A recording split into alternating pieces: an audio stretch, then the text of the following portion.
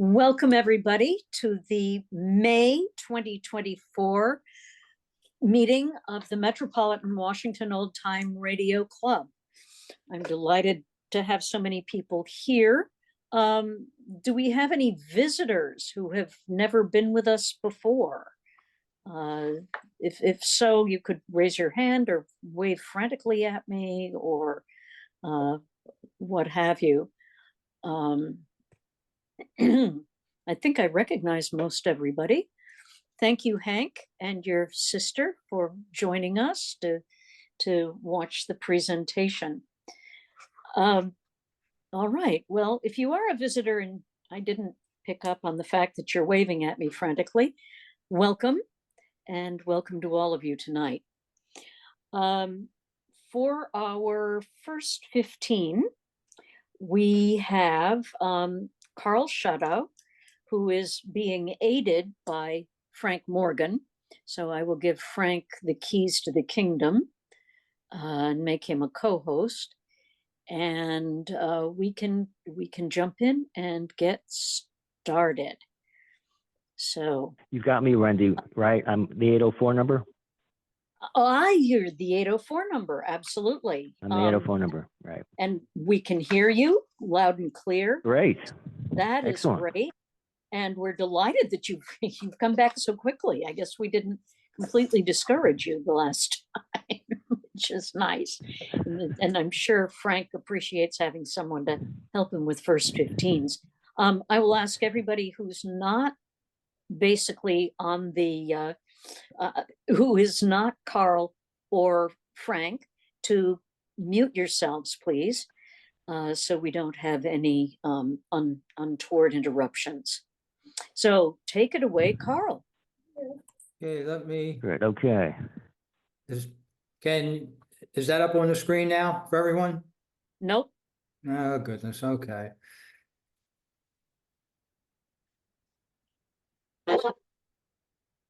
I thought I had hit share screen and share volume, so here we go.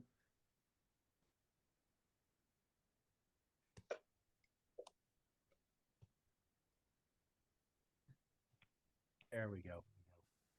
There we go. Is it up, Frank? Are we ready to go? I'm sorry, Karl. Yes. Yes, we have the screen up. Okay, great. Okay, I've for first 15, I chose guest star as the program I'm going to talk about to start the show here. At the following World War II, the investment in war bonds, with the war being over, the investment really dwindled by the American people, and the Department of Treasury came up with a new program in order to get Americans to invest in savings bonds, and they made the program guest star. You're going to see several transcription disc labels there. That's on the right screen of those of you who are familiar with radio transcriptions. They're huge size LPs, and much of the information that we get at times from programs come from the disc labels. And this is on the right there is the first disc label from 1947 from Guest Star. Each episode had a guest from either stage, screen, radio, or music. And the first one was Henry Morgan.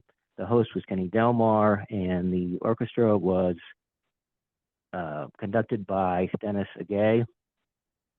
Kenny Delmar we know from Senator Claghorn on Fred Allen, and he was also Commissioner Weston on The Schadow. Henry Morgan was a great comedian and satirist who had his own program during the 1940s. And Dennis Agay was an orchestra conductor who did many radio programs. Each episode of Guest Star, the guest would perform either drama, comedy, or music, and they also plugged for a couple minutes savings bonds. So let's move on to the next slide. And the program was developed in January of 47 when recordings were starting to be made. And then in March of 47, full-page ads appeared in the major broadcasting and entertainment trade periodicals, highlighting the new Treasury Department's guest star program. And you see all those different guest stars from radio, from Fur McGee and Molly on the left, all the way over to the right, Jimmy Durante and Gary Moore. I'm not going to name all those, but most of those people were from radio. At least that's where they started it off, the series. So I've mentioned a few of the guests there. We'll go on to the next slide and go behind the scenes. Some of the people who were involved in this to make it for the production, left to right, it's Nathan Caldwell, who is the chief of the radio section of the U.S. Treasury Savings Bonds Division, Edmund Linehan, Cornell Jackson, and then Eli Harris. Linehan was the associate chief, and Eli Harris was the advertising director of the Savings Bond Division. And those two gentlemen were the ones who actually came up with guest star in early 1947. For the episode I've chosen, the announcer is not Kenny Delmar, but Ed Reimers. This particular episode that I'm going to play came from Hollywood. Ed Reimers started his radio career in Iowa at various stations, and he moved to Buffalo. During World War II, he was involved with the Armed Forces Radio, WXLD in Saipan. That's the Northern Mariana Islands. So not only are we learning about radio, but we also are learning a little geography this evening. From there, he went to Buffalo and then on to Hollywood. You may recognize him as the announcer of the television shows Maverick and Cheyenne, but he's probably best known as the announcer voiceover for the Allstate TV commercials, You're in Good Hands with Allstate. And also he was on Star Trek in the episode The Trouble with Tribbles as Admiral Fitzpatrick. So we move on to the next slide. The orchestra leader for this particular episode is Harry Sosnick. He was a songwriter, pianist, band leader, and did a lot of recordings. In the 1930s in Hollywood, he was the music conductor for the Swift Review, and also in the 1940s, the Raleigh Room with Hildegard, and also Beat the Band. Later, he moved on to television with Philco Television Playhouse. He did also some work with Kate Smith, Burns and Allen on Broadway Tonight. He was also involved with the Emmy Awards in the late 1950s and early 1960s. He joined guest star in the fall of 1947, replacing Dennis Agay, and he had a new theme song, which was called Our America. And let's move on to the next slide.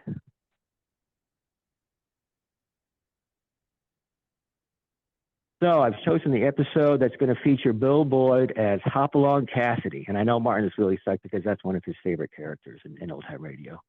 So I'm glad Martin's with us tonight. Newspaper publicity was interesting. This is WJLK out of a station in New Jersey. They listed, and I've blown up their promotion there at the top and the bottom. They actually aired guest star on two different stations, 2 different times, on different days of the week. And I just put that photo there in the middle. Bill Boyd was Hopalong Cassidy. He doesn't need any introduction. He had been involved with the character since 1935 on the films, and then later on television. And there were many attempts to get Hopalong Cassidy on radio during the 30s and 1940s, but perhaps we're most known about the late 1940s and 1950s series, which was produced by Walter White with his Commodore Productions, a transcribed syndicated series. And it's kind of related to what we're going to hear in the next slide. And if you can cue up the audio, Frank, we're ready to go. This is from 1949.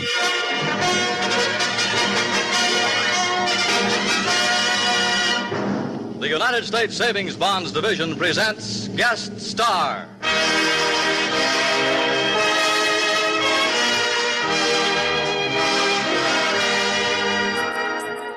How do you do, ladies and gentlemen? This is Ed Reimers, your host for Guest Star, a transcribed feature program presented by this station for United States Savings Bonds as a public service. May it be a reminder that savings means security. Make your future secure through the regular purchase of savings bonds, systematically through the payroll savings plan where you work or the bond-a-month plan where you bank. Today, we're delighted to have as our guest one of the great idols of young America, the outstanding radio and motion picture star Bill Boyd himself, in his familiar role of Hopalong Cassidy. You'll hear him in an original Western sketch in just a moment, following our opening musical number by Harry Sosnick and the Savings Bonds Orchestra. It's a Sosnick original called Down Sunset Trail.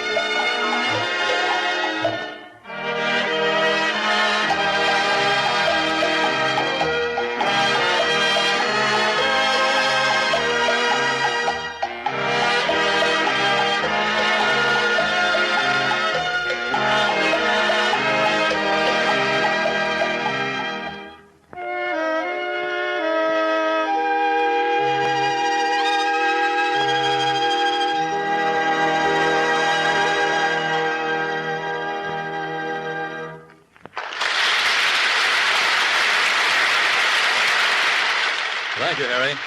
And now, friends, Bill Boyd as Hopalong Cassidy.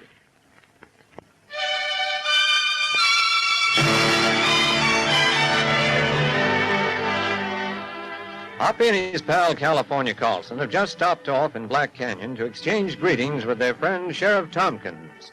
But they find the sheriff in a very unpleasant mood. It was nice of you in California to stop, Hoppy, but I ain't fit company for man the beast with his looting of the silver mine. Over $100,000 worth. I heard about it at Three Oaks. Second time, ain't it, Sheriff? Yep, and the worst part is we ain't found hiding a hair of 1 ounce of that silver. Figured we're taken out at night on horseback? Nope. My deputies watched every trail and road. Nary a soul's had more than a 6-gun with them. Then the silver's still here in town. Well, if it is, there's only a handful of men who'd break the law, and their diggings have been searched with a fine-tooth comb.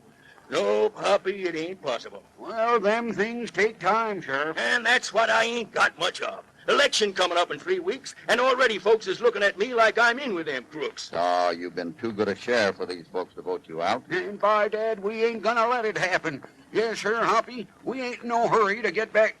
I say about getting back to the bar 20, Hoppy. Oh, you ain't listening to a word I've been saying. Huh? Oh, I'm sorry, California. What are you looking at out the window, Hoppy? Looks like somebody's not going to vote this coming election. Oh, I plumb forgot about that. That Shorty Biggs they're taking away. Dry gulch the night the silver was stolen. Yeah, that's another thing. He sure's got a lot of friends. Friends? Why, there's Dude Fletcher, Gammy Dobbs, Kurt Fleming, and the rest of them. You know, it's funny how folks act when there's been a killing. Hmm? You say something, Hoppy? Yeah, I did, California. Sheriff, let's take a little walk. Well, where are we going, Hoppy? We're going to attend a funeral. Come on.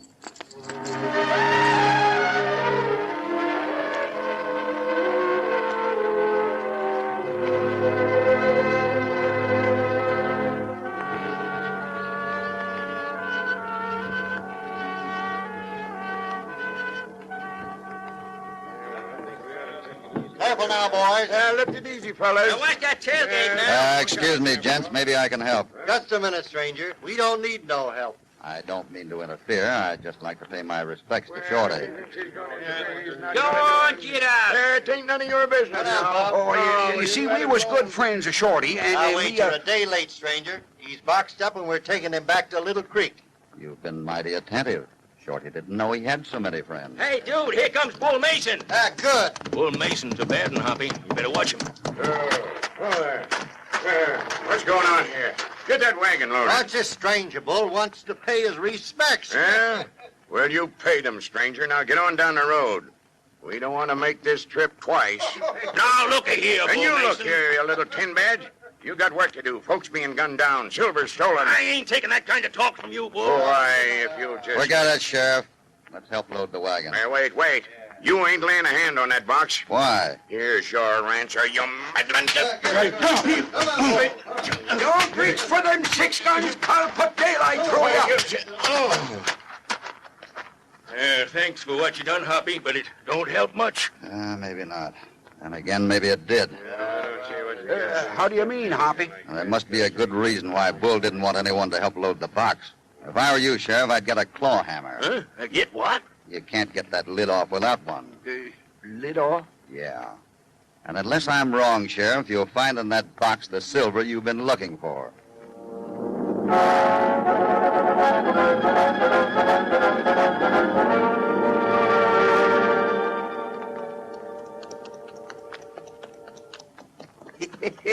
I'll never forget that sheriff's face when he saw them bars of silver in that box, Hoppy. Yeah. Don't seem so happy about it. I'm just thinking how low some men can get. And the look on them fellers' faces when they saw Bull flat on his back. He deserved every bit of it, California. He sure did.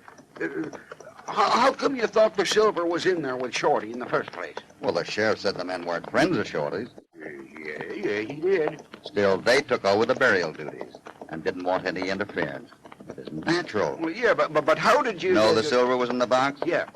Well, when 2 men carried the front end and 8 men on the back, there's something mighty heavy back there. Well, doggone it, Hoppy. You make everything sound so darn easy.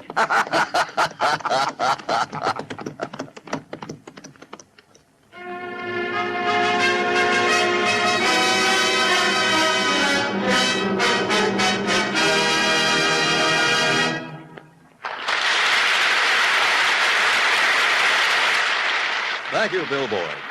We'll have you back after Harry Sosnick and the Savings Bonds Orchestra play another of Harry's own compositions, Painted Desert.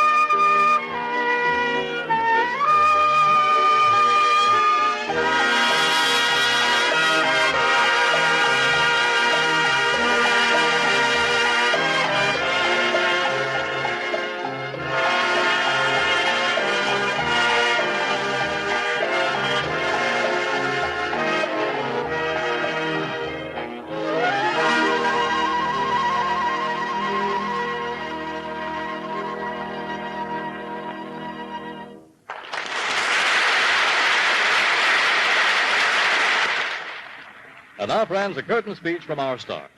Ladies and gentlemen, Bill Boyd. I want you to know that it was great fun to play Hopalong Cassidy on this savings bond program. Now, for just a minute, let me speak to you as Bill Boyd.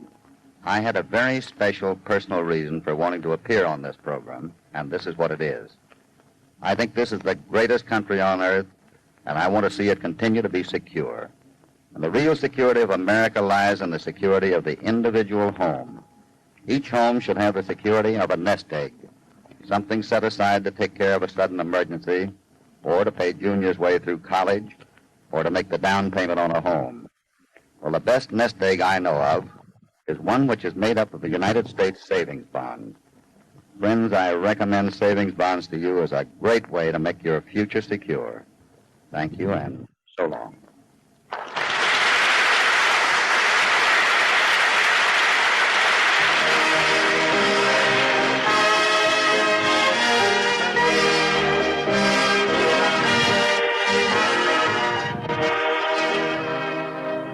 For the past quarter hour, you've been listening to Guest Star, a transcribed feature for savings bonds presented by this station each week at this time as a public service.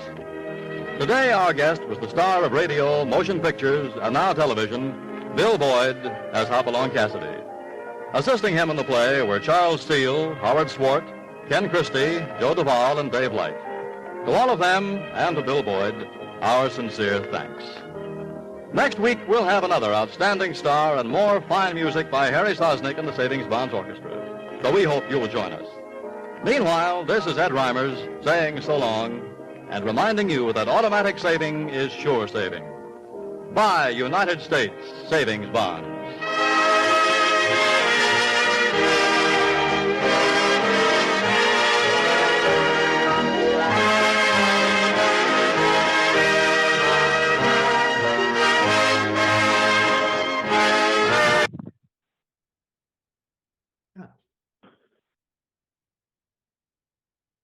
Okay, so if the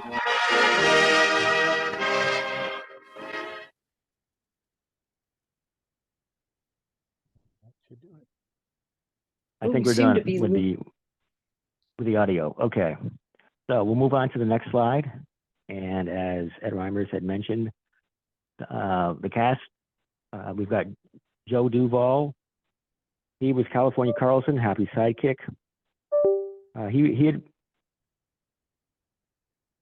He had replaced Andy Clyde in the Commodore series for several episodes. So we know that this was recorded during that time in late 1948, early 1949. Howard Swart played one of Bill Mason's men in that drama. Swart was a comedian. He's also a writer on radio. And in the next slide, we have Charles Seals on the left. He was Sheriff Tompkins. He was in many radio shows as a character actor and also in TV, including Gunsmoke and Star Trek. And on the right, Ken Christie. He was Bull Mason, the villain in this particular episode. All of the cast members doubled in various roles, whether they were townsmen or background information, ad libs during that drama.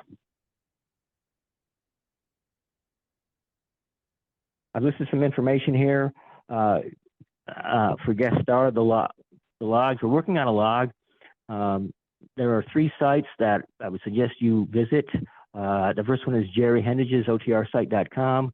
The next is Old Time Radio Researchers, and then David Golden's website. Many of you folks are familiar with that. That has a lot of good information on the program as well. On the right, we've got another disc label from episode number 250. From 1952, and if you notice, the guest star is the Ink Spots with John Conte, another announcer, and Harry Sosnick, and now it's the Defense Bonds Orchestra instead of Savings Bonds because we're now into the era of the Korean War, so they wanted to build up Americans investing for defense bonds. What about additional audio for the program? Yeah, well, there are tons and tons of episodes out there available. The Old Time Radio Researchers, OTR.org, has many episodes. Archive.org, that's the Internet Archive, has over 300, almost 400.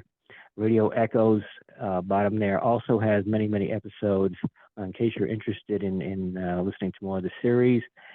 On the right, we've got another disc label from 1964. The guest star there is the Storytellers, and I'm not sure who this is. It could be an LA bluegrass band or somebody else, but I could not find any information on them. Lou Crosby, who was a radio announcer and later television, he's the host there, and Buzz Adlam was the orchestra director for that particular episode. Buzz Adlam was known in radio for his work as music director of ABC in Hollywood for several years. Critique? Well, we always have to look into this when we're researching this because it's interesting.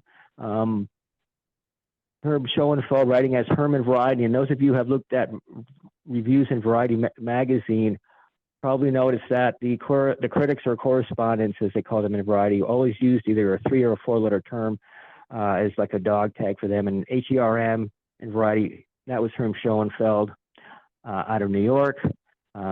He had really a couple of good things to say about the program, including the stars who were the top stars in radio at that time, and also that the patriotic pitch was, brief and direct, and it was pretty well integrated into the shows.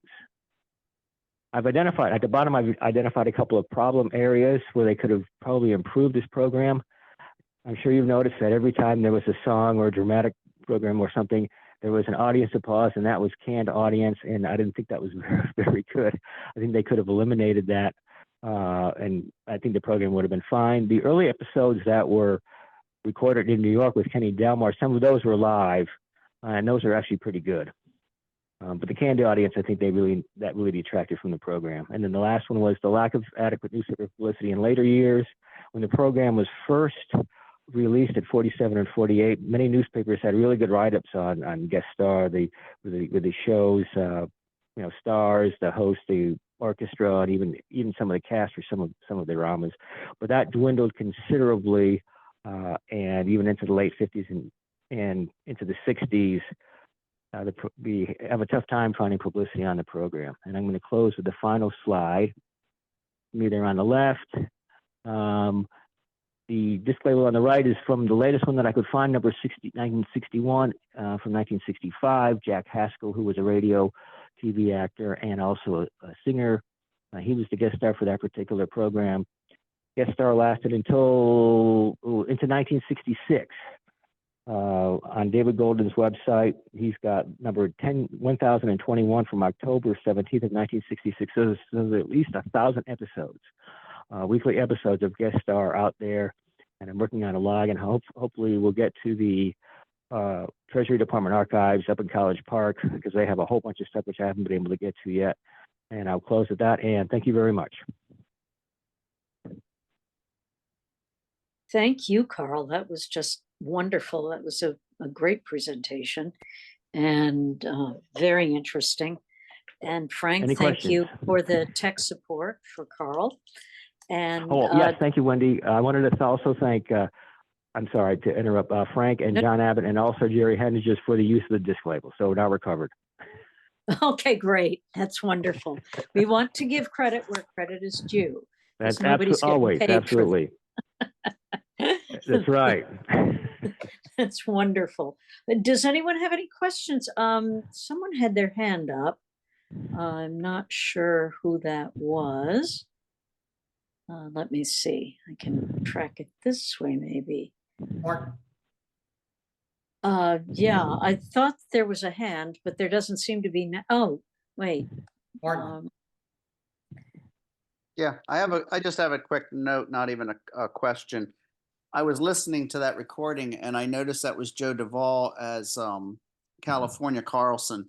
Around late Right. 48, early 49, Andy Clyde, who played the role of California on the radio and in the movies, went on strike because he found out that his likeness and image was being used on the newspaper strips and then reprinted in the comic books.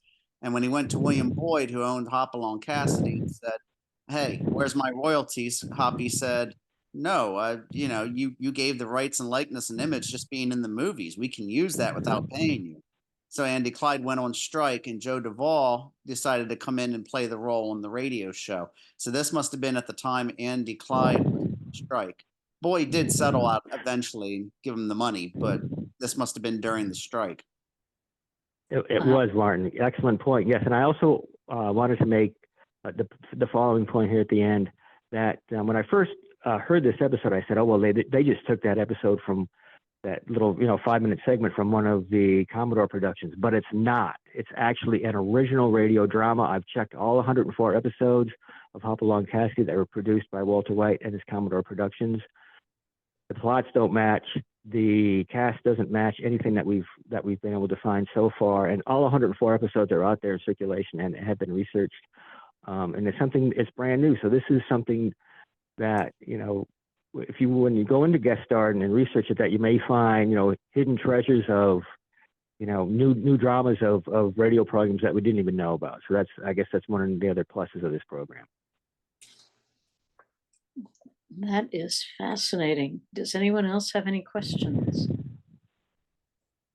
Well, I have to say, I think I love our first 15s because I always learn so much. So thank you all for sharing your expertise and knowledge with the club and beyond, since this goes on to YouTube. So without further ado, then, I think Sally Stevens, you're up. Let me give you the keys to the kingdom here. Let's see, participants. Use your powers for good, Sally. Yeah.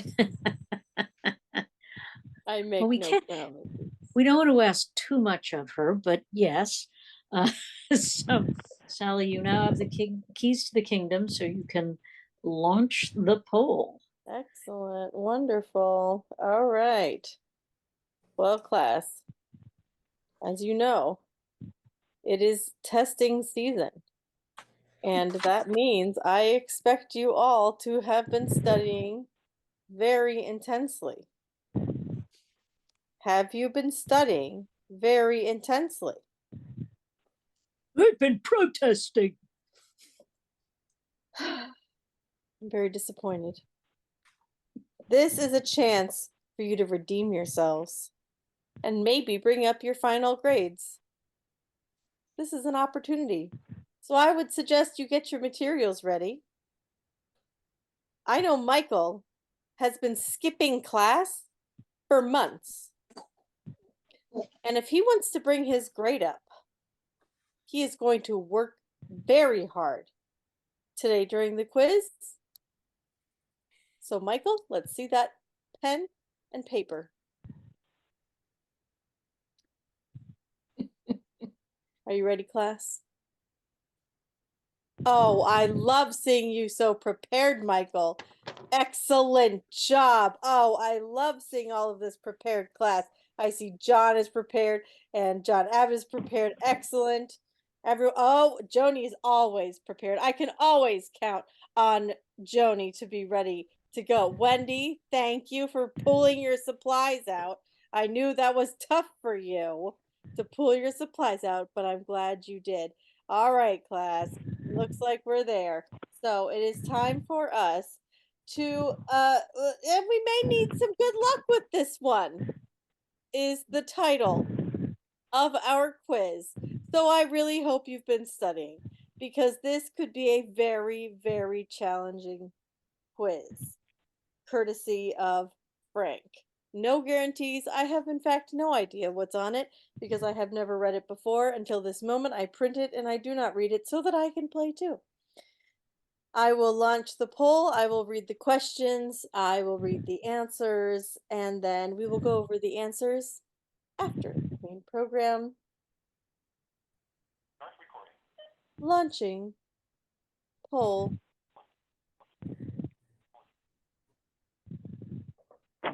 Can you see the poll? Yes. Okay, great. So you may go ahead and answer the poll faster than I read the questions. That is your choice. That's what I say to my students. You may move ahead if you do not wish to hear me read the questions and the answers, but I suggest you stay with the class so that we can all move together, Michael, so that we can all move together. I see you rushing. There is no prize for first place, sir. There's no prize for first place. I'm sorry. Number 1. 3 of the following are original Murrow boys, reporters working for Edward R. Murrow during World War II. Who is the odd man out? Hint. He was our guest in January 2018. A. Richard C. Hotlet.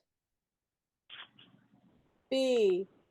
Charles Collingwood. C. Marvin Kalb. D. Eric Severeid. Who knows? 3 of the following are original Murrow boys, reporters working for Edward R. Murrow during World War II. Who is the odd man out? Number 2. Trying to reach Candy Matson. Be careful what number you dial, or you may get Jenny, Fred, or Gladys. So which is Candy's number? A. 867-5309. B. Pennsylvania 6500. C. Beechwood 45789. D. Yukon 28209. Answer D. Trying to reach Candy Matson.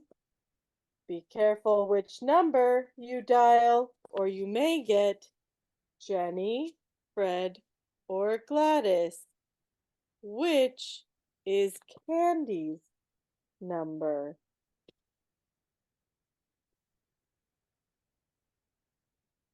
Number 3. A ventriloquist on the radio? Yes. But tap dancers? Yes. Them too. Who is the actor that appeared 3 times on Suspense and lots of other shows, but tap danced with Frank Sinatra on the Lux Radio Theater? A. Donald O'Connor. B. Danny Kaye. C. Gene Kelly. D. Fred Astaire. Who is the actor that appeared 3 times on Suspense and lots of other shows, but tap danced with Frank Sinatra on the Lux Radio Theater?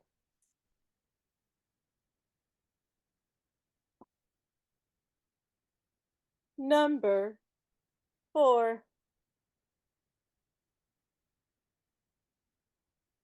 We also had a female actor who tap danced on the radio. She also made a movie with a future United States president. Who is she? A. Ginger Rogers.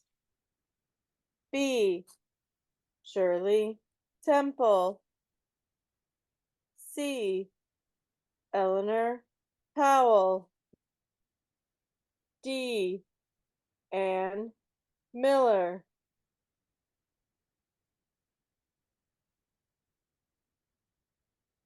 We also had a female actor who tap danced on radio and made a movie with a future United States president. Who is she?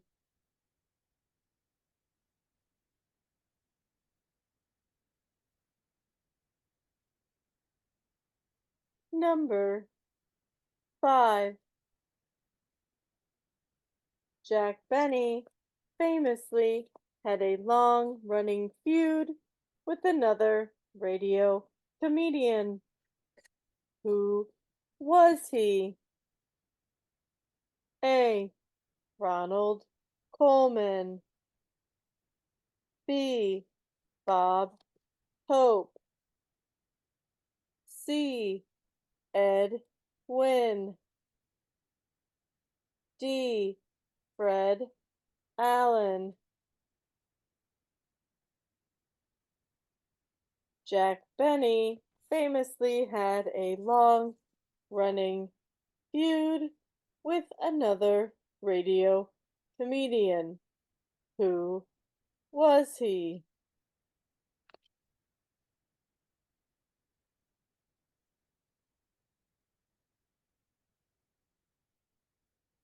Number 6. Frank Lovejoy walked the night beat as Randy Stone for which newspaper? A. The Chicago Star. B. The Detroit Free Press. C. The New York Post. D. The San Francisco Times. Frank Lovejoy walked the night beat as Randy Stone for which newspaper?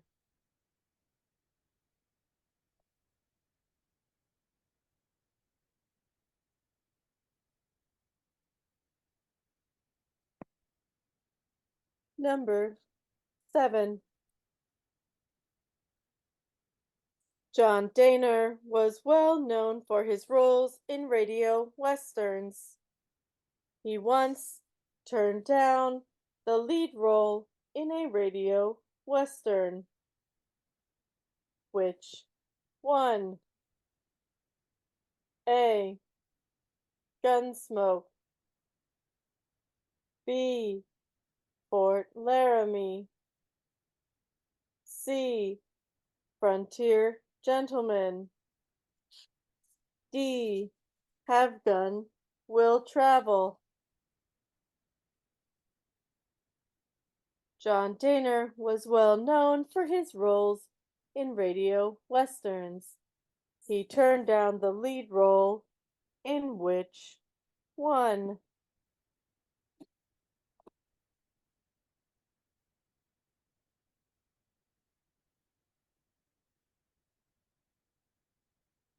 Number 8. Most of the well-known old-time radio horror programs were broadcast from either New York City or Los Angeles. Which one came to us from Oklahoma City? A. The Haunting Hour. B. The Sealed Book. C. Dark fantasy. D. The Witch's Tale.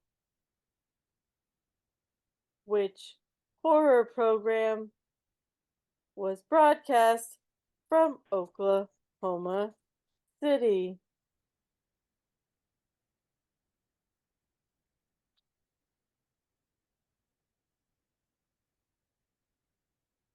Number 9.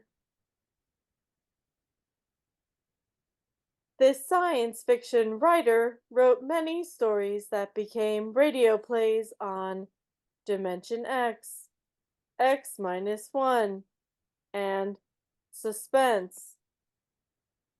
At one time, he also wrote jokes for George Burns. Who was he? A. Arthur Clarke. B. Ray Bradbury. C. Robert Heinlein. D. Isaac Asimov.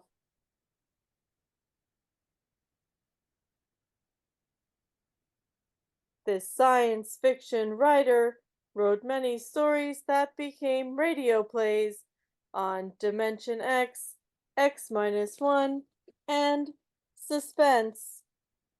At one time, he also wrote jokes for George Burns. Who was he?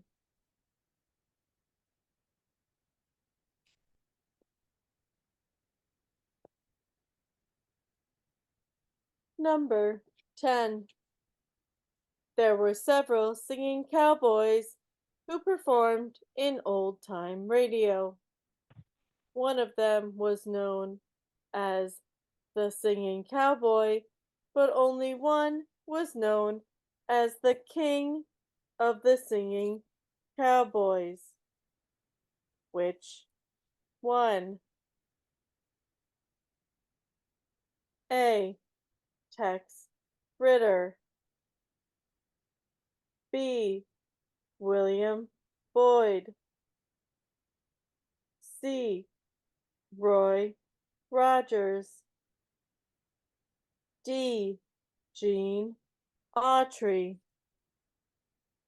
Who was known as the King of the Singing Cowboys?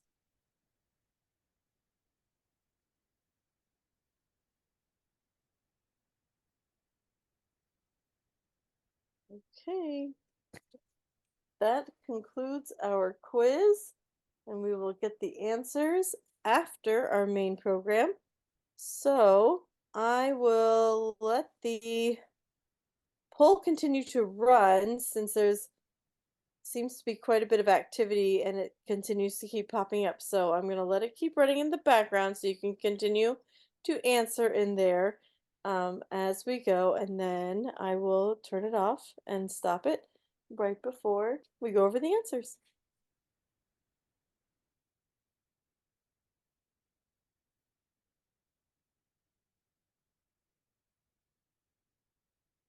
I will pass it back to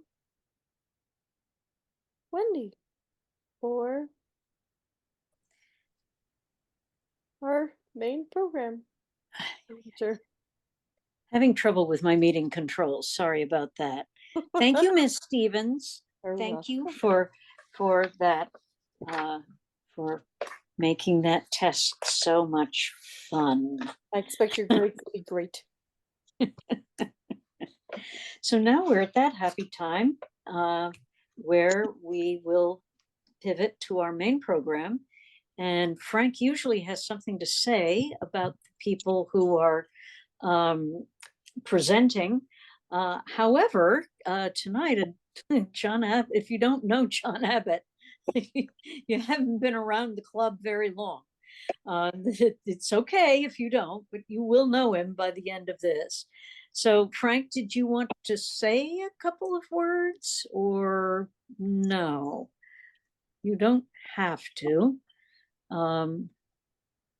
And while I'm waiting to hear from Frank. I have given John the keys to the kingdom. Okay, if I unmute, it makes it much easier. It certainly does. It's easier for us to hear anyway. Yeah. Now, we have some newer members who may not as be familiar with John, so just a few words. Here's a thumbnail sketch of John's background. After his service in the Air Force, John worked as in operations department of a bank. He was a technical rep for a large computer company and then a government contractor. John is our resident Johnny Dollar expert. I have on my bookshelf the 3-volume set of books he wrote on the man with the action-packed expense account. John is our webmaster, and each month he takes the raw Zoom recordings, folds, spindles, and mutilates it for our YouTube on our website. John is also the guy I call upon almost every month to clean up the audio used for the first 15, which, as Karl mentioned, he did for tonight's. Now, tonight, John is going to talk about Candy Matson in part 1 of Candy's adventure, Telegram for a Friend. John, thank you. Okay, hopefully everybody can see my screen. Yep. And I'm going to stop my video so you don't have to watch me yawn while we go through the program. Now, tonight's program is going to be the first part of a 2-part Candy Matson extravaganza. This is the first of 2 previously lost episodes of San Francisco's favorite detective, Candy Matson, Yukon 28209. Now, just to follow up on what Karl had said, a lot of this presentation was due totally to the efforts of Karl. He is our resident sleuth, living in the shadows of the various museums and whatnot.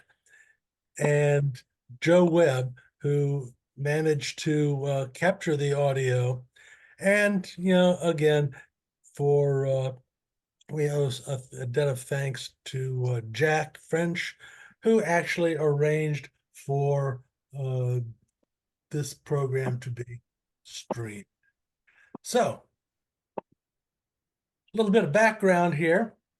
Candy Matson, Yukon 28209, originated on NBC on the West Coast, and it aired from June 29th, 1949 to May 20th, 1951.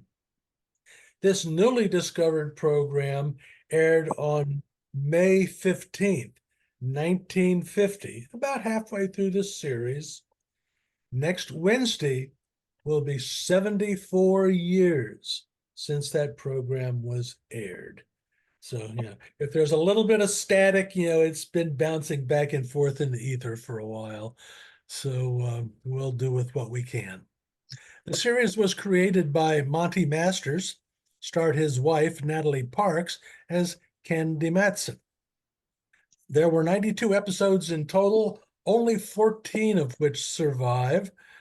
Now we find that there are going to be 15 episodes, including a 1949 audition show and a September 52 series revival audition show, which didn't really seem to make it.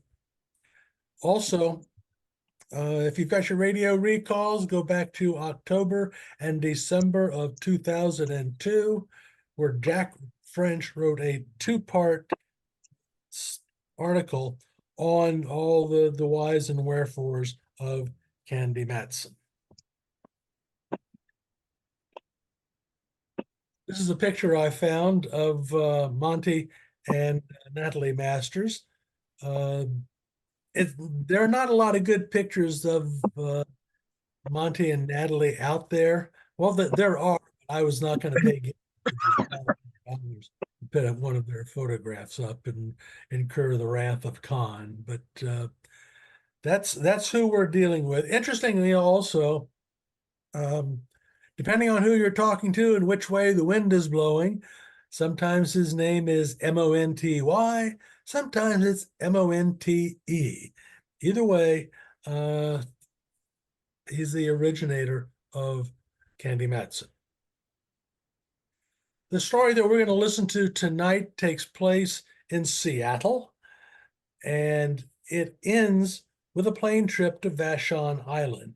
And if you see the map that I cut out here from a certain, graphic mapping program, you can see Seattle up there in the upper right-hand corner, and Vashon Island down there in the lower middle of the screen. Vashon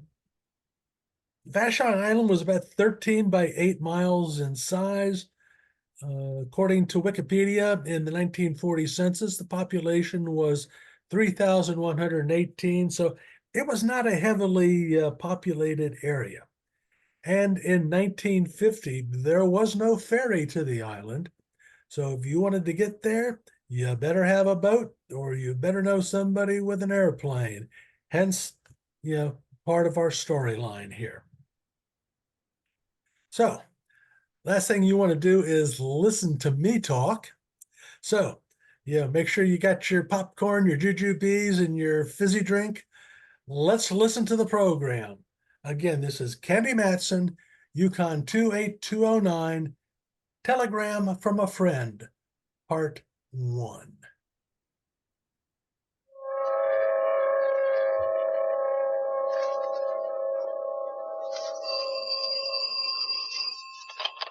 Hello, Yukon 28209.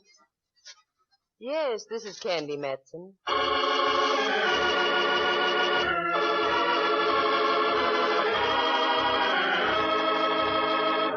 The National Broadcasting Company presents Candy Matson, Yukon 28209.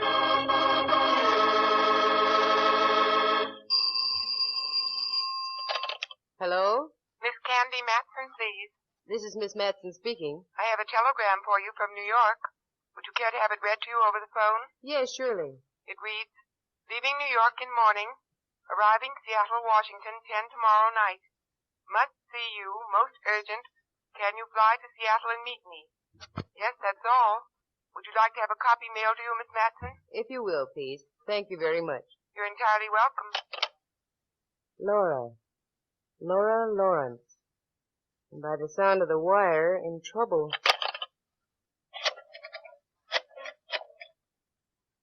Hello, information.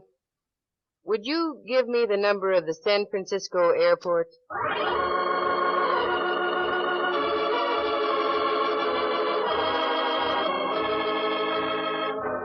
Generally, trouble comes around through the back door into Candy Matson's pet house on Telegraph Hill in San Francisco.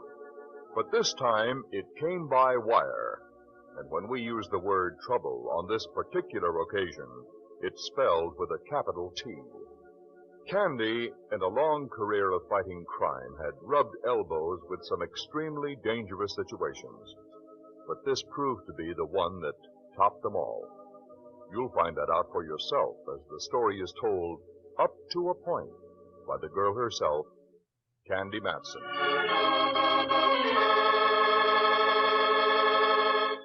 What did the man say? That I'd tell the story myself up to a point? Well, I'm afraid the man is right. Too right. It came like a bolt out of the blue, the telegram from Laura Lawrence, one of my dearest friends. I hadn't seen her for 5 years because she left for New York and leading roles on the Broadway stage. If she was flying to Seattle, it was really serious, for that meant stepping out of the star part of a sensational hit currently playing in New York.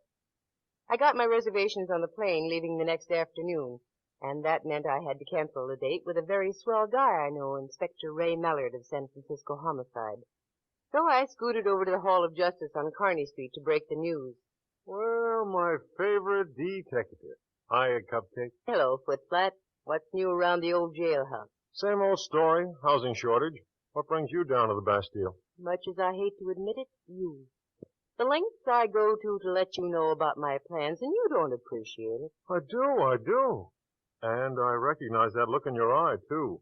You've got a deal cooking, haven't you, Candy? What is it? I have to go to Seattle. Seattle? Why do you have to go way up there? What's wrong with our local crime? I'll have to let you handle the local crime for a few days, Nellie dear. I've been called north to see what's wrong with the Seattle baseball team.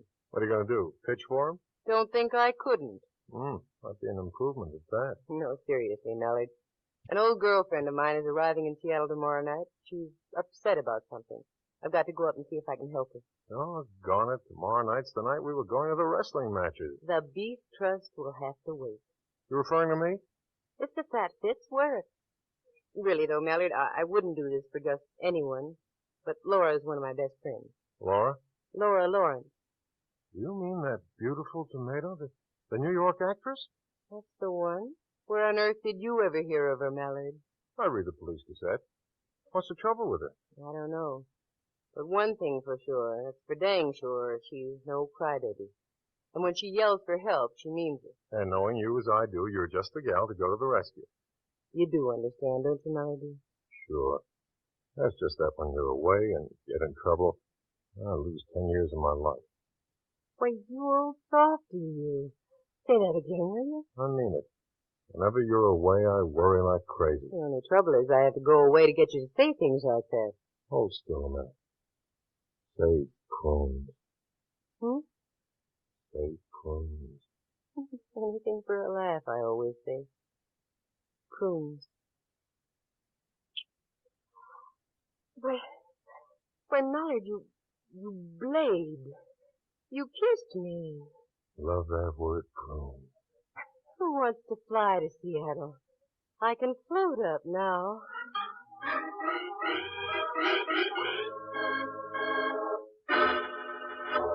I patted the desk goodbye, waved farewell to the wall, stumbled over the wastebasket, and reeled out of Mallard's office, completely high on one kiss. A few minutes later, I managed to uncross my eyes and get my mind back on what I had to do. That was to also say my departure to another very good friend of mine, Rembrandt Watson. A lovable guy, now that he doesn't lead with his chin on every bar he passes.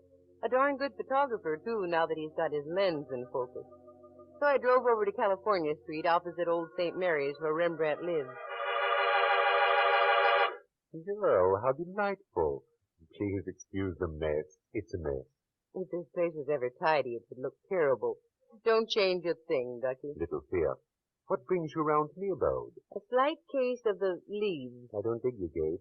I'm leaving town for a few days. Uh-oh. Every time you do that, thus comes trouble. It's a long story and one that doesn't bear repetition. However, I have to go to Seattle. A girlfriend of mine seems to be in a small tiz about something. You look so transient, girl. Here, sit on this cassock. Make yourself uncomfortable. That's it. Now then, what do you hear from the mob? Rembrandt, dear boy, I said I was going to Seattle. I heard you. Except in an overdone song, today the mule train is passé. You'll be in Seattle in exactly 2 hours and 55 minutes. Okay, so I don't get any sympathy. I'm afraid not, Candy dear. This is the machine age, or the atomic age, if you prefer. There are no more lost horizons. The world is at one's fingertips, so to speak. Why, less than 75 years ago, it took one whole day to go to the beach and back in San Francisco. And now you're in Seattle in 2 hours and 55 minutes. You know what that does? It destroys the spirit of adventure. All the pioneer instinct becomes stultified. That's a good word, Ducky. Yes. I wonder what it means. But don't fret about leaving, dear. I have to make a little trip myself. You do? Yes. Henry the Great Dane is out of meat. I must hire me to a butcher. Oh, fine. Well, as long as you're in that kind of a mood, I'll weigh anchor and shove off. I am rather out of sorts. I think I have a case of the galloping pip or some such thing. Oh. Will you miss me, Rembrandt? Don't be ridiculous, girl. You know I will. And do take care of yourself, won't you? If you need me or anything at all, just call, won't you? Indeed I shall. I was just thinking, there's a tremendous amount of wealth up Seattle way. So I've heard. I guess that's what makes Puget sound. Oh, no. Come on, Ducky. I'll take you to the butcher. Anything to get out of this pun house.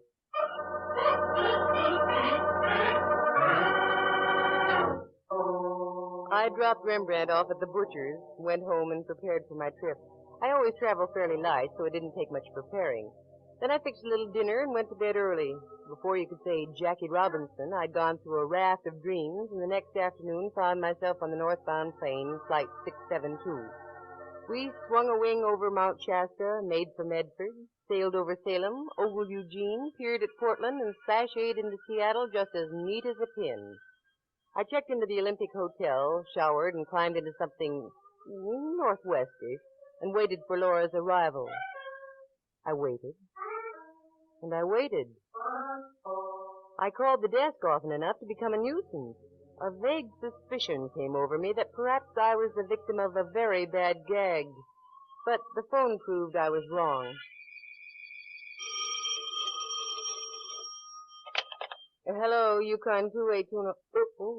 Hello? Candy, how nice to hear you. Laura. I was beginning to think I was just another maid of honor. What room are you in? Well, that's the reason I'm calling, dear. I haven't registered yet. Where are you? Out at the airport? No, I'm here in town. I don't quite get it. I thought you said you were coming to the hotel. I was, but I had to make a change in my plans. But I must see you, Candy, right away. Well, just tell me where you are, and I'll be there. I'm at berth 79, Marina Mart. What? Aboard a cruiser named Wilma 3. I know, it all sounds confusing, but I'll explain everything when I see you. Well, how far is it? Well, it's at the lower end of Lake Union, not too far from downtown.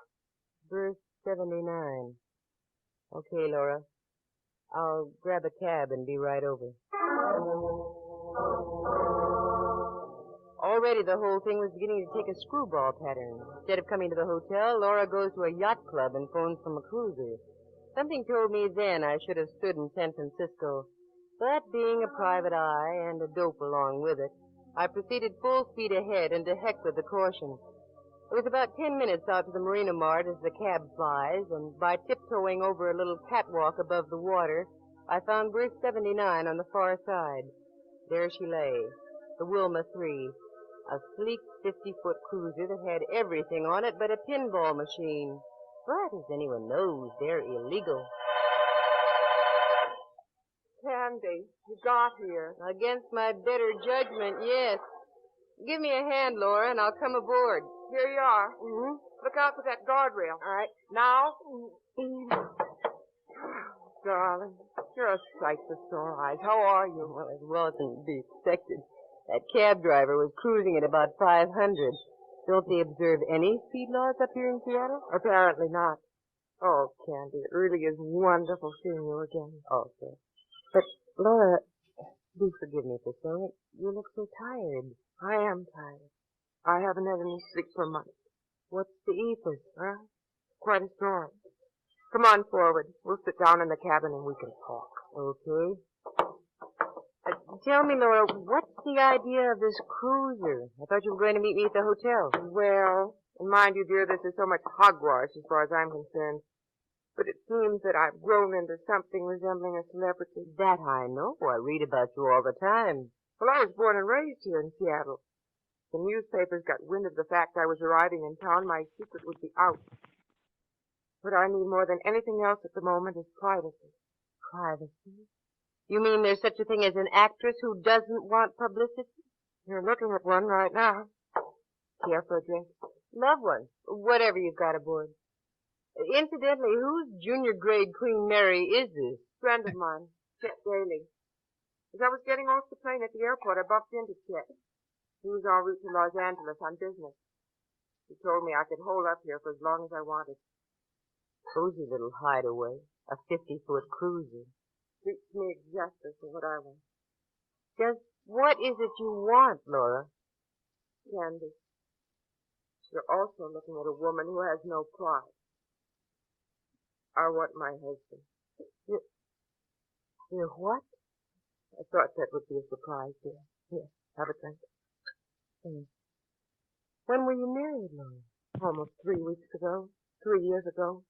Before I became the darling of Broadway. Only a very few people ever knew about Peter. Peter? Mm-hmm. My married name is Lyndon. 4 months ago, I opened in this new play. It was a hit right from the start. But a week later, Peter disappeared. He only left me a note saying he was going back to Seattle. He's from here, too. Of course, I was stunned. But I couldn't let the show down, so I stayed. I began to lose weight, couldn't sleep, no appetite. Day before yesterday, I came to a decision. The toughest decision I've ever had to make. I left the show. The management, of course, understood I'm supposed to be back in 2 weeks. Well, why didn't you try to get a hold of Peter by telephone or wire? No one knows where he is, Candy. Then why are you positive he's in Seattle at all? A friend of mine saw him downtown about a week ago. I think that's what made up my mind for me. Is that why you wired me? Yes.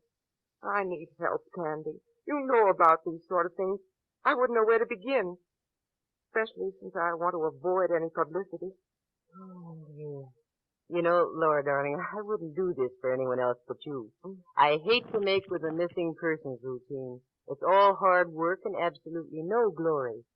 I can understand. But understand this too, will you, dear? I love that guy. I need it. You really do. I'm not on the stage now, Candy. I'm not acting or putting on a show. There isn't a thing I wouldn't do for a dame in love. Okay, Laura, fill in the details. Getting dark. I'll turn on the lights and fix dinner. There isn't much more to tell. But knowing how you super sleuths work, I imagine every little detail means something. You're so right. Even if it means burying the soul. We talked while Laura fixed dinner. If the New York theater crowd could have seen her, they'd have been in for a shock. She was anything but the glamorous Laura Lawrence. Peter Linden, it developed, was a promising young architect, but that was all, up to date, promising. He constantly referred to the fact that Laura was the breadwinner in the family, that he was contributing nothing. That was the main bone of contention. Otherwise, their marriage life was ideal. All this, according to Laura, I had nothing else to go on, so I had to take her word for it. We took our coffee out on the aft deck and watched the harbor lights of Lake Union twinkling and the downtown lights of Seattle glistening in the background. Just as I was building myself a reverie... Hello, anybody home? Oh, Who on earth is that? oh, I'm sorry you startled you. It's Rick Bonner, my personal manager. Come aboard, Rick. She's here. Good. Well, did you think I'd never get back, darling? I wasn't worried. I had good company. Candy, I'd like to present Rick Bonner. Rick, Candy Matson. Charmed. Glad to know you, Rick. How are things in New York, Rick? Oh, they're terrible. Couldn't be worse. I finally managed to get hold of the theater by phone. They've had over 50% cancellation because of your wild trip out here. They're going nuts. Oh, dear. I'm sorry. It's a good play. There shouldn't be cancellations. Sure, it's a good play, but the customers pay to see you, Laura. Now, when are you going to give up this nonsense and return to New York with me? Not for a while. After all, Rick, I only arrived today. You can't talk back to your heart, Rick. I know. If Pete was worth it, I wouldn't mind so, but he isn't. He's absolutely no good. Rick, please. I won't have you speak of Peter like that. Oh, I'm sorry. You see, Candy, I have a natural talent for blatting the truth. I guess that gives me excellent qualifications for being a personal manager. My side of it is this. Laura's whole future could very easily be at stake. This one little incident could break her. No, don't shake your head, Laura. I've seen it happen before. Play it my way for a while, Rick. I've already asked Candy to help me. Give her a chance. If nothing happens at the end of 2 weeks, I'll go back like a well-whipped little girl. Okay? Okay. In all fairness, Candy, I want you to know that I've been against consulting you right from the start. Not that you aren't probably very efficient in your profession. It's just that I didn't want anyone else in the picture. You understand, I'm sure. Certainly. One question, if you don't mind. Not at all. I thought personal managers merely handled finances and so forth. Do you also manage Laura's marital life? Why, Laura wanted me to help her. That's why I'm along. Isn't that right, Laura? Yes, that's right. Okay. In the morning, I'll go to work. Right now, I want to know all about Peter Linden, Laura. His height, weight, habits, mannerisms, etc. And if you have one, a recent picture of him. As you say, Candy. All right with the personal manager? Why, yes. Of course. Good. I'll be leaving now. This boat's been tied up at the dock too long. I'm getting land sick. Call you around noon, Laura. Maybe I was a little bit nasty with Rick Bonner, but people who talk down to me just rub me the wrong way, and I can't help it. And there was the fact that bothered me, too, about Laura being slightly backward in her enthusiasm for agreeing with Rick. The next morning, Laura beat me to the punch.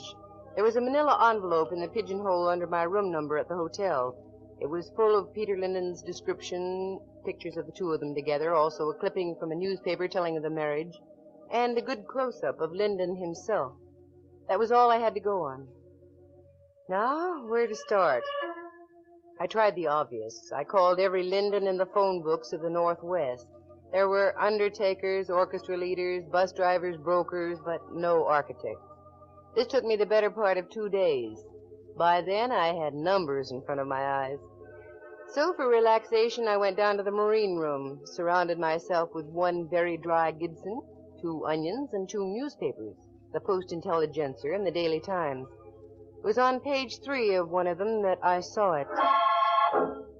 Architect killed in fall on Vashon Island. The architect's name was Peter Lindsay. It was only a small opening at best, but I was going to try to do a trained dog act and go through it. I grabbed a cab quick-like over to the Marina Mart in berth 79. Candy, I've been trying to get you at the hotel. Impossible, Laura, dear. I've been on the phone for almost 2 solid days. Well, any luck, Candy? I don't know. Tell me, Laura, would your husband be out here under an assumed name? Oh, I really don't know. Why? I ran across this name in the paper this afternoon. Peter Lindsay. Lindsay? How ridiculous. He wouldn't pick a name like that. That's too close to Linden. Wait, Rick. Maybe Candy has a point. Whenever people change their names, Rick, they don't go from John Smith to Theodore Frobisher. Police records show that they stick with something that's almost like John Smith. It's a strange human quirk. And what about this Lindsay? He was found dead from a fall. Someplace called Vashon Island. Rick. Oh, now there, Laura. Vashon Island. Oh, no. Okay, Rick, what's going on around here? I want some answers, and I want them fast. Are you out of your head? You've got all the answers. Look what you've done to Laura. Now you've got her all steamed up thinking that maybe this Lindsay character was her husband. I call that a rotten trick. Certainly it was. I did it on purpose, for a reason all my very own. Upset her, did you say, Rick? Did I do that to you, Laura? Certainly. Tell her, Laura. Go on, tell her. I'll be all right. Isn't that right, Laura? I guess that's the way it is, Candy. Mm-hmm. Where is Vashon Island? How do you get there? Oh, it's much too far, Candy. By bus and ferry, it'd take hours. What are those little gadflies out there in the water? They're seaplanes. Now look, Candy. You've caused enough harm as it is. Why don't you be a good little private eye and go on back to San Francisco? Look, Rick, you don't know me very well, and whether I'm right or not makes no difference. I never back down. And if Laura needs proof one way or the other that Peter Lindsay and Peter Linden are one and the same, I'm going to get it for her. Very well. I know the chap who owns the seaplanes. Laura, you wait here on board ship. You'll feel better in a little while, I'm sure. Come on, Candy. I'll find out if we can get you flown over to Vashon. We walked over to the dock where the seaplanes were quartered. At the end of the pier was an office, and inside was a nice-looking red-headed guy. Rick introduced us. Red, this is Miss Matson from San Francisco. Candy, Red Phillips. Hi, Red. Good to know you, Candy. What's on your mind? I wonder if you'd fly me to Vashon Island. Vashon? Mm-hmm. I'm afraid that'll cost you a little extra money, Candy. I don't usually take hops over in that direction. Besides, it's getting kind of late. I'll pay for it. And if we get stuck, we can stay there overnight. Come back first thing in the morning. Is that all right? Yeah, I imagine so. Whereabouts on Vashon did you want to go? A place called Docton. Ever hear of it? Sure. Down at the lower end. And you'll have to wait until I call my wife, though. She'll never believe me when I tell her the truth. But I'm going to be over on Vashon with a beautiful blonde. Which ship are you going to use, Red? We'll use the yellow job tied up at the dock there. It's all serviced and ready to go. Oh, come on, Candy. Let's go break the bare-faced truth to my wife. Hello, dear. I won't be home for dinner tonight. No. We went into Red's office. A job just came in. He had a mess of flying trophies. A job. Cups, certificates, and so on. That's what I'm keeping this All place very open for, isn't it? interesting. I browsed around looking at all of them while he got his wife on the phone. I can't help it. It was the usual yakety yak. I have to work, don't I? And I made up my mind that if ever I was lucky enough to snare Mallard, right. I'd never play the part of a snapping wife. Vashon Island. It didn't pay off. Who's the party? Personally, I never could see why wives butt into their husbands' business lives anyway. Wise and built like a... The two just don't mix. However, Red seemed to be happy about the situation, so that was good enough for me. Go?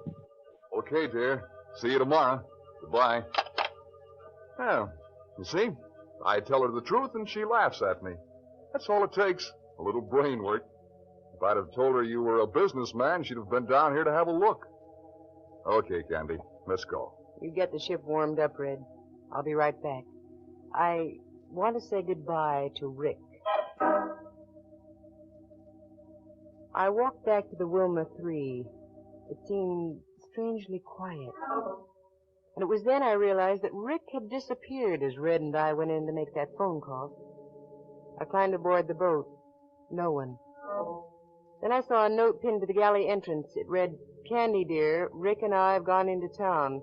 See you when you get back tomorrow. Hope it's good news. Fondly, Laura." That seems strange. But I could hear Red warming up the seaplane, so I didn't have time to think about it. I went back, Red helped me into the cabin of the plane, and we took off.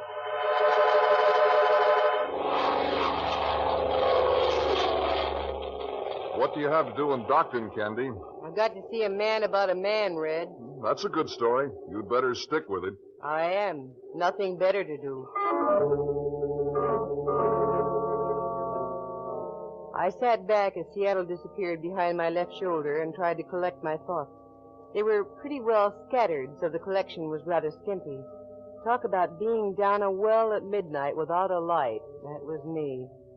Then I looked at Red's instrument panel, and I got a very bright idea. There was a regular phone installed.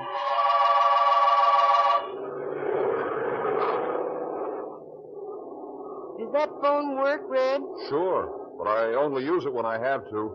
It costs a small fortune just to dust it off. Mind if I use it? No? You're the one who's paying the bills. This might be worth it.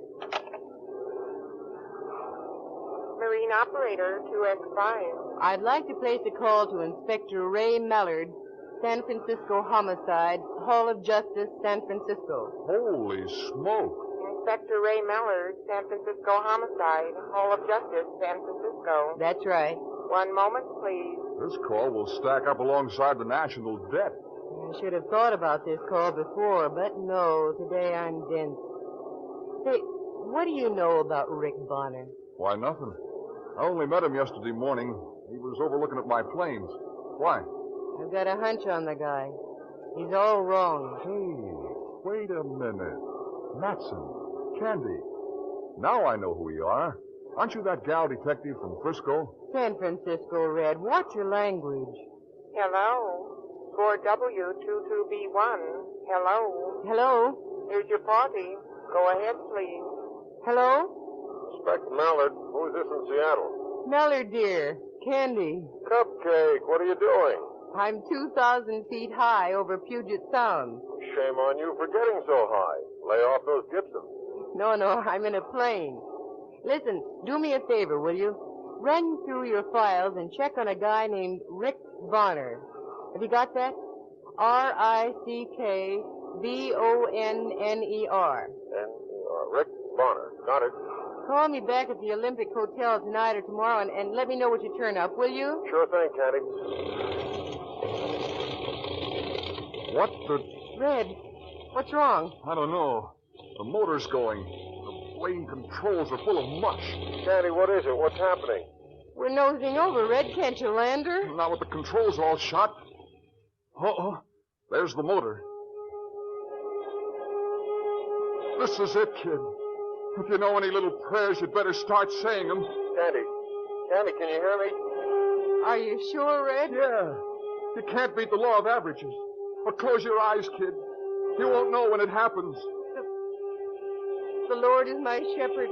I shall not want. Sandy, what's that noise? He maketh me to lie down in green pastures. He leadeth me beside the still waters. I hope he's listening. He restoreth my soul. Come in. Sandy, come in. He leadeth me in the paths of righteousness for his name's sake. Sandy, can't you hear me? This is it. Yea, though I walk through the valley of the shadow.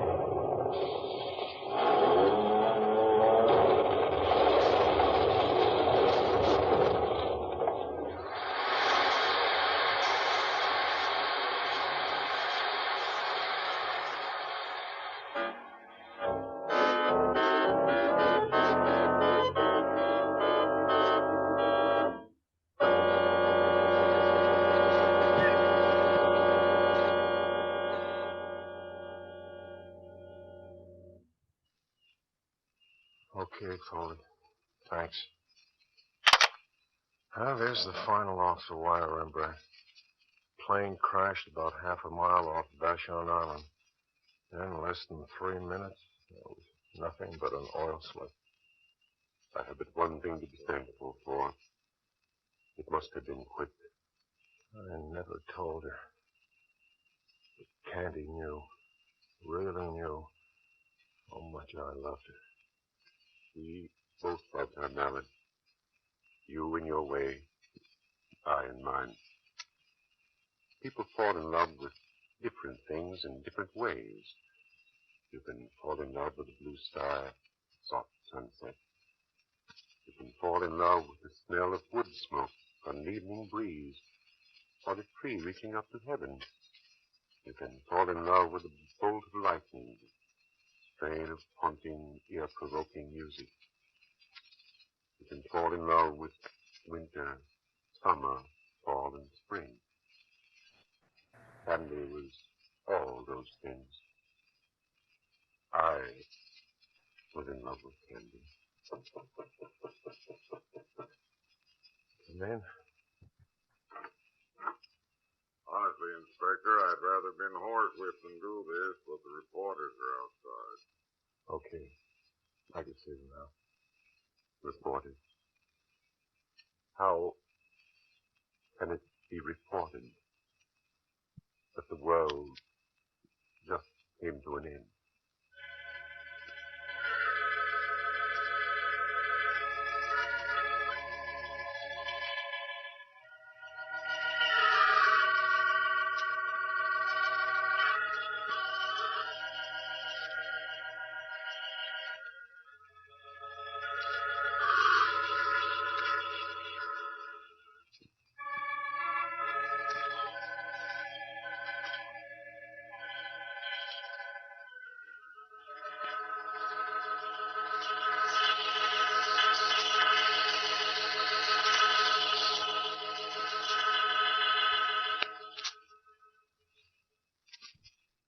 Candy Matson came to you from San Francisco. This is America's #1 advertising medium, NBC. Okay, there we have Telegram from a Friend, Part 1. And I forgot to mention on one of my previous slides that Jack French had worked with the Wisconsin Historical Society, and after a great deal of effort, he got them to stream this audio, which Joe Webb captured. But as you can tell, there are a couple of places where the audio is a bit murky, but at least we have something to listen to. Now, oops. This is a rather unusual ending for a program, especially in the middle of a series. So what kind of an effect did it have? Did anybody really care? Biggest question, was anybody even listening? Well, this is an advertisement that Karl found in Western Advertising that helps to answer some of those questions. According to the advertisement here, 1,583 listeners asked, what happened to Candy? According to the details in the ad, there were 823 listeners who immediately telephoned to find out what happened to Candy. And you can imagine if you were the switchboard operator and you're just sitting there, it's a quiet evening, and all of a sudden you got telephone calls coming from everywhere, including as far away as Missoula, Montana. It would be an unusual day. The next day, another 239 more listeners telephoned, all wanting to know what happened to Candy. And besides that, 521 listeners wrote letters and postcard asking the same question. Now, this is an article, or the text of an article I found on the Wikipedia page for Candy Matson.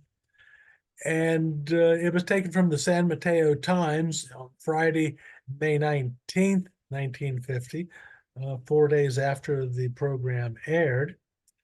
And it says, if you are one of those several thousand listeners who are biting their fingernails trying to find out what happened to Candy Matson last night, don't worry. She's okay.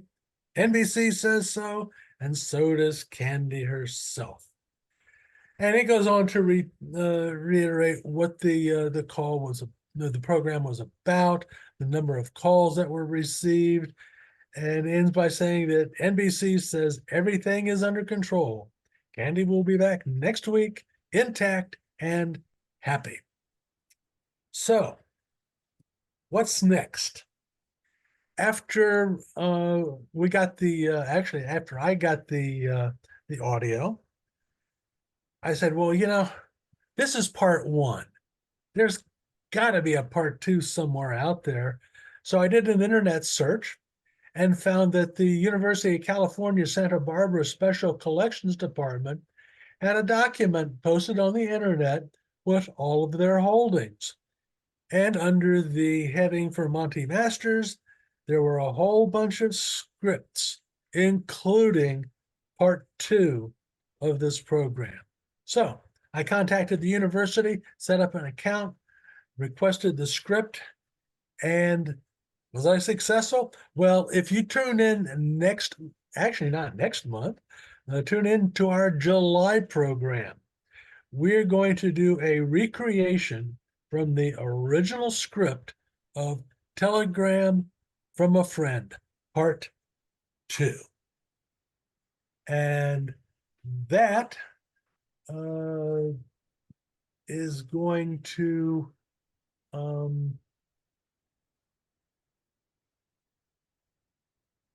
stop. I'm going to stop my sharing here, and we'll turn the program back over to Miss Wendy and get the answers to the quiz.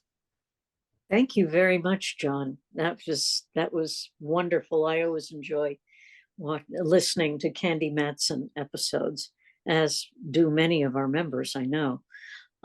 Does anyone have any questions for John about this or other Candy Matson issues or anything else? Yeah.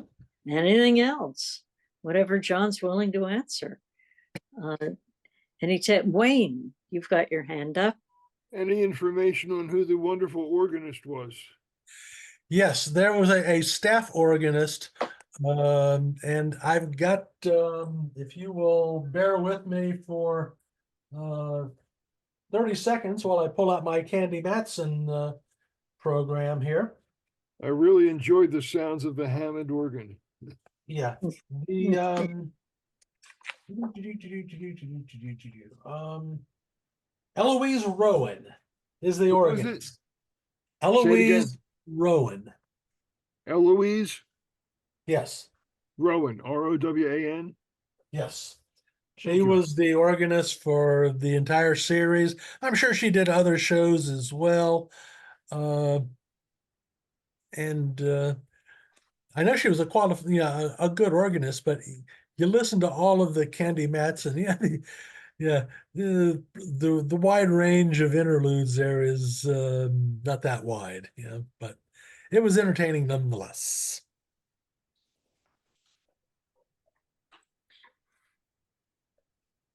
It certainly set a mood, or it kind of placed it in an era.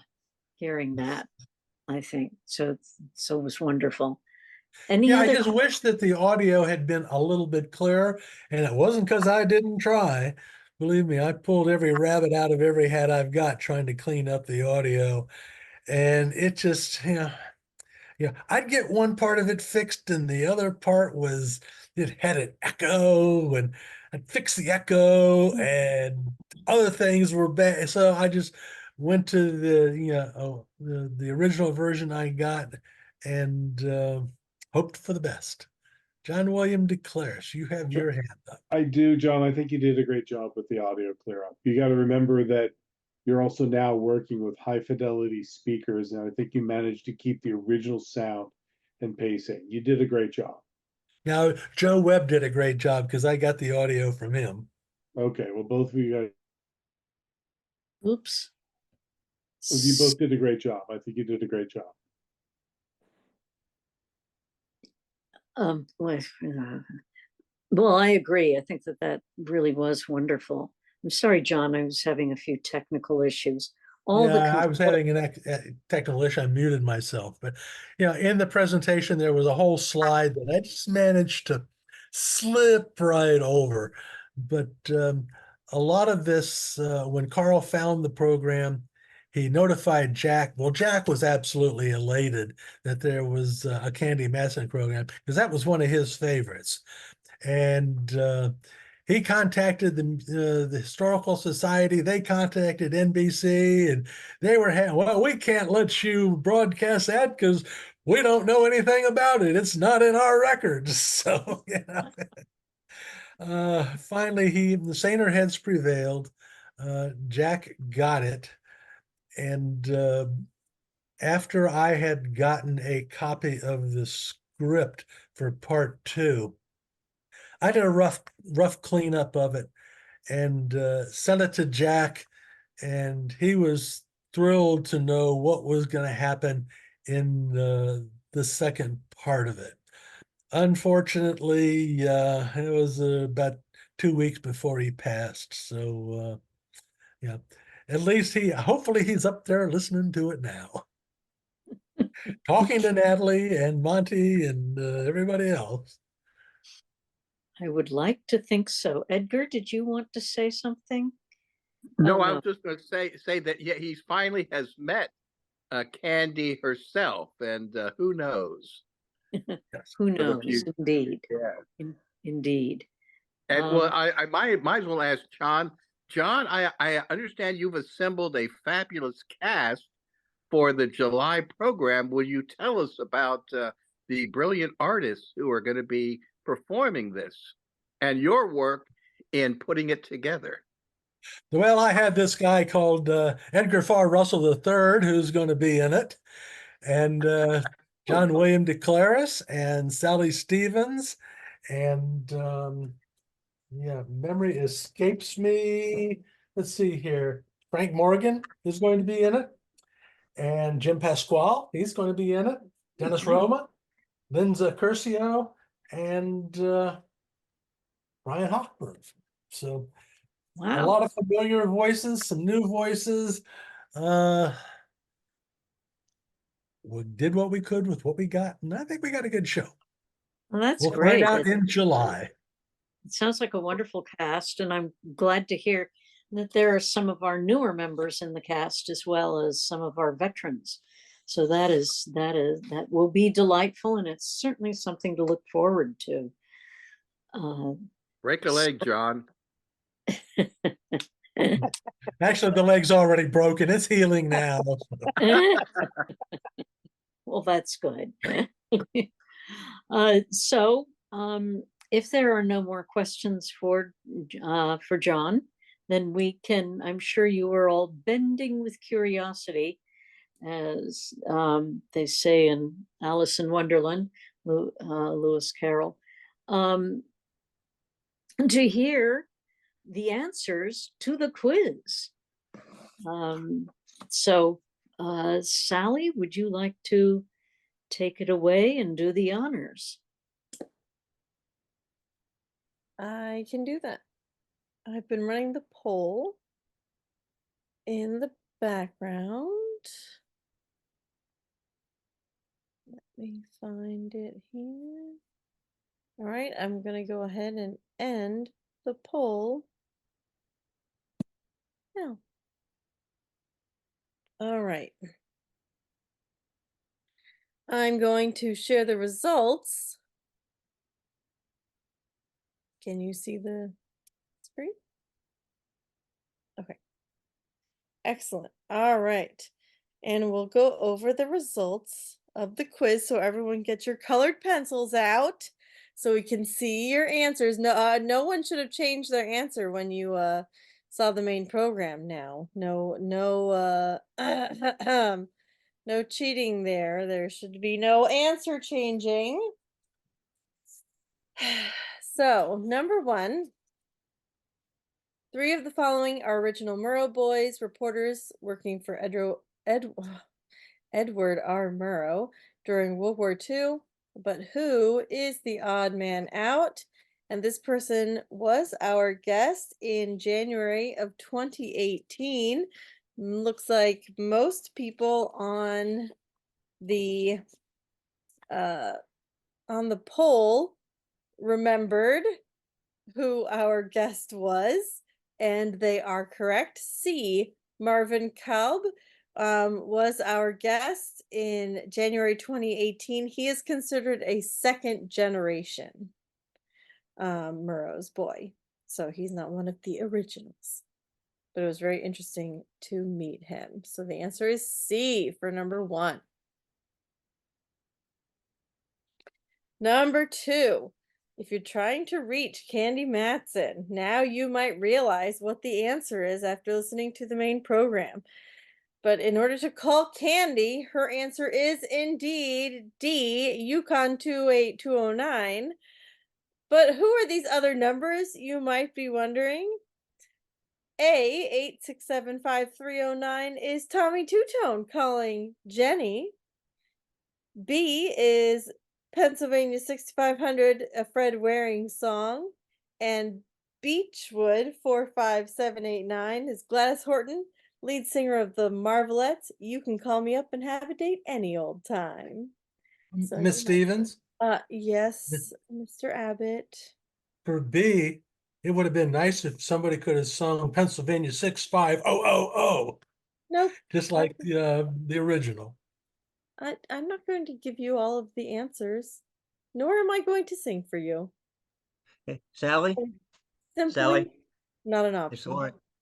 Sally, it's Lawrence. That's Glenn Miller, not Fred Waring.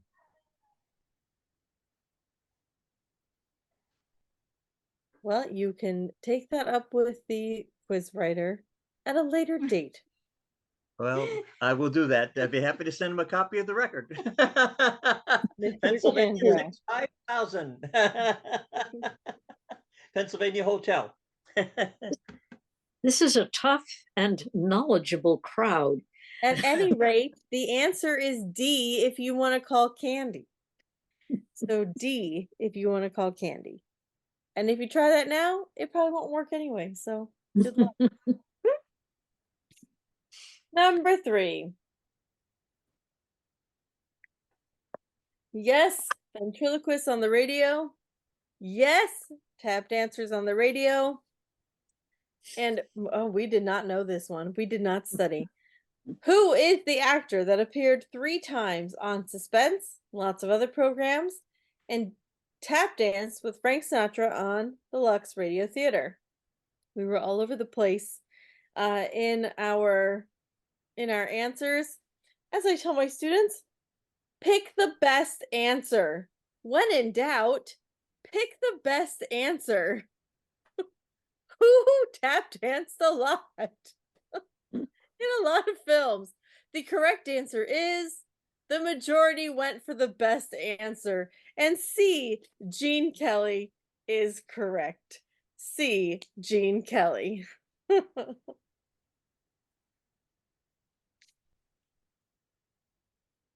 All right, number 4. We also had a female actor who tap danced on the radio, and she made a movie with a future United States president. And who is she? Who was she? Is she? No one thought it was Ginger Rogers, interestingly enough. But we're kind of split between Shirley Temple and Eleanor Powell, though Ann Miller got some votes. Again, go with the best answer. Lisa, go with maybe the one that immediately pops into your head. And the majority wins this one. B, Shirley Temple is correct. And no, you don't get bonus points if you identify which future United States president. There's no bonus points in life. It's a cold, hard world out there, kids. Number 5. Jack Benny famously had a long-running feud with another radio comedian. Who was he? Looks like most of us studied this one, and most of us got this one correct. D, Fred Allen is correct. D, Fred Allen. Though I'm sure Bob Hope would have loved to have made a joke about the vote he got. Number 6. Frank Lovejoy walked the night beat as Randy Stone for which newspaper? Some of us thought he was out there in New York and San Francisco. The majority went for Chicago for the Chicago Star, and the majority does win. The Chicago Star is correct. Happy boy. Number 7. John Dehner was well known for roles in radio westerns, but he turned down the lead in one radio western. Which one? Let's go back and hit the books, kids. We're all over the place. He turned down the lead role in, at least the majority went for it, A, Gunsmoke. Gunsmoke. That would have been a very different program.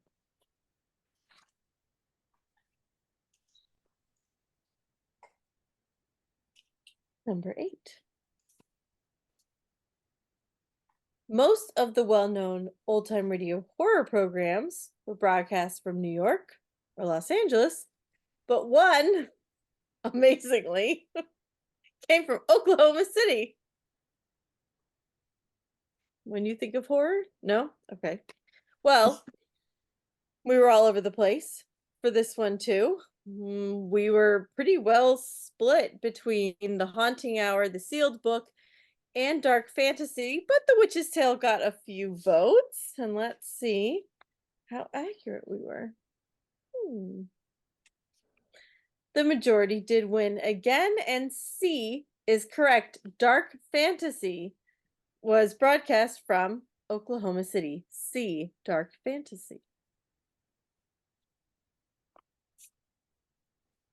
Guess it didn't really create a run of horrors from Oklahoma City, though, did it?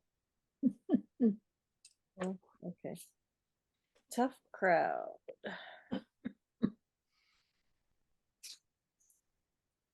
All right, number 9.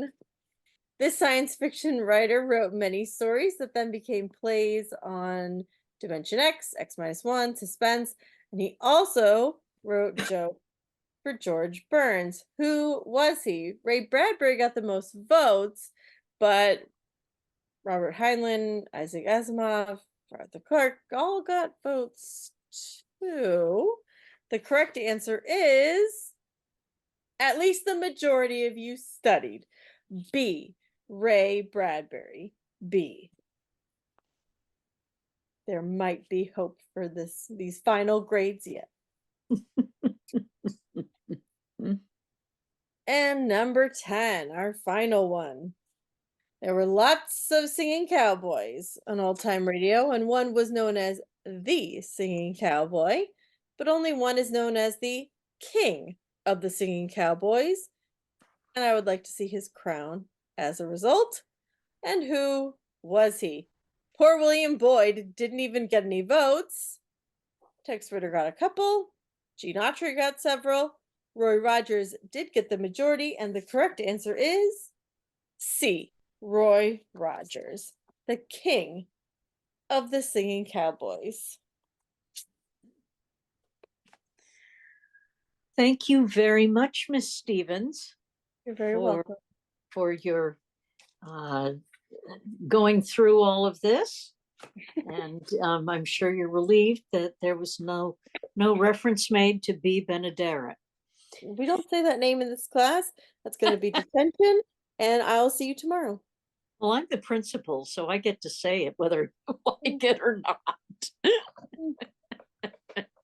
Anyhow, thank you so much, Miss Stevens. And so now we've come to the end of our regularly scheduled programming. So I will stop our recording